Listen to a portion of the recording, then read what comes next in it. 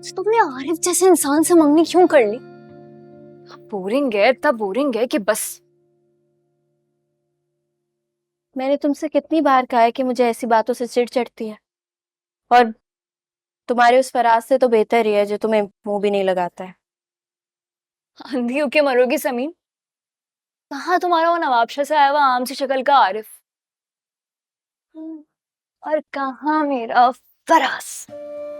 उफ, उसका तो नाम भी मजनू जैसा है ना, शायरों वाला फराज। मुझे तो तुम्हारे इस नदीदेपन से नफरत हो रही है। वो तुम्हारी तरफ देखता भी नहीं है, तुम ही हो कि मरी जा रही हो उस पर। मेरी बात सुनो तुम। आज अगर तुम कैंटीन में मुझे थोड़ी देर, समीन थोड़ी देर और बैठने देती ना, तो आज वो मुझसे बात करने वाला था।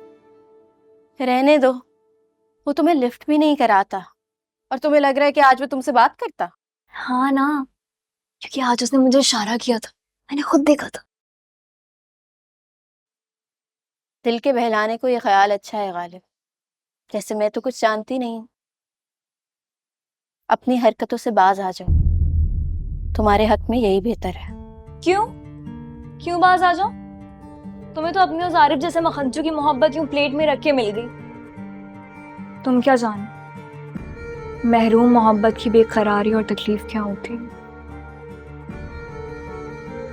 तुम्हारी अगर अम्मी ने ये बातें सुन ली ना, तो तुम्हें घर में बिठा देंगी। भूल जाना तुम यूनिवर्सिटी भी और अपने उस लगे सगे को भी। भूल जाऊं? किसे? फराज को? हाँ, फराज को। फराज कोई भूलने वाली चीज थोड़ी। फराज तो वो है जिसे अगर भूलने की कोशिश भी करो ना, तो उतना ही याद आता। मुझे ना कभी कभार तुम्हारे इस पागलपन से खौफ आता है। खौफ तो मुझे भी आता है कभी कभार अपने आप से। मैं पता है, जब भी वो मुझे इग्नोर करता है ना, मैं पूछा था जोर से जाके ना पकड़ के उससे सारे मोहब्बत कर दूं। ओह, फिल्मों की मलका है जज्बात। मोहब्बत ऐसे नहीं मिलती, और अगर ऐसे मिलती होती ना तो सब अपना मनपसंद साथी चुन लेते। अच्छा, तो फिर कैसे मिलती मोहब्बत? मुझे क्या पता, मैंने भी सुना ही है कि एक खूदरू पौधे की तरह होती है जो दिल की जमीन पर खुद से उगती है। अरे मारियम, ये लो, मैंने तुम्हारे कपड़े तय कर दिए, उठ के अलमारी में रख लो। वहीं रख दो।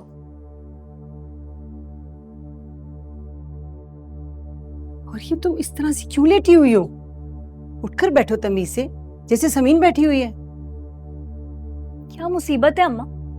हर बात पे रोक टोक, हर बात पे रोक टोक। मेरी मर्जी, मैं जैसे भी लेटूं, जैसे भी बैठूं। और पूछो समीन, बताओ, पूछो समीन से, इससे घर में इतनी पाबंदियां लगाई जाती हैं जितनी तुम लोग मुझ पे लगाते हो। दम घुटने लगा है मेरा तो इस माहौल से। देख रही हो समीन, कैसे जुबान चल रही है इसकी। हम तो बेटा इसे जो कुछ समझाते हैं ना, इसकी बेहतरी के लिए ही बताते हैं, लेकिन ये इतनी जिद्दी लड़की है, जिस चीज के पीछे पड़ जाए ना फिर उसे छोड़ती नहीं है। और अगर तुम्हारे बाप को सब पता चल गया ना तो वो तुम्हें घर बिठा लेंगे। रहते क्या बैठ जाऊंगी। सुना तुमने? इसकी नजर में सिर्फ इसकी बात की अहमियत है, बाकी किसी को खातिर में नहीं लाती। तुम समझाओ इसे, मैं तो समझा समझा के पागल हो गई। अम्मा बस करो तुम, इतनी शिकायतें मत लगाओ मेरी। हाँ तो क्यों ना कहूँ, तुम्हें पता है ना कि तुम्हारे अब्बा लड़कियों की आजादी के खिलाफ हैं, इसीलिए तुम पे शेर की नजर रखी हुई है। लेकिन तुम भी बहुत ढीठ और बदतमीज हो। और हाँ, तुम्हारे अब्बा आने वाले, उनके आने से पहले ही अपना मेकअप साफ कर लेना। मेकअप वेकअप उतार दो। फराज को तो छोड़ो, कि तुम्हारे अब्बू को पता चल गया ना कि तुम किसी लड़के के चक्कर में हो, तुम जान से मार देंगे। हाँ, मैं तो कर ही रही हूँ।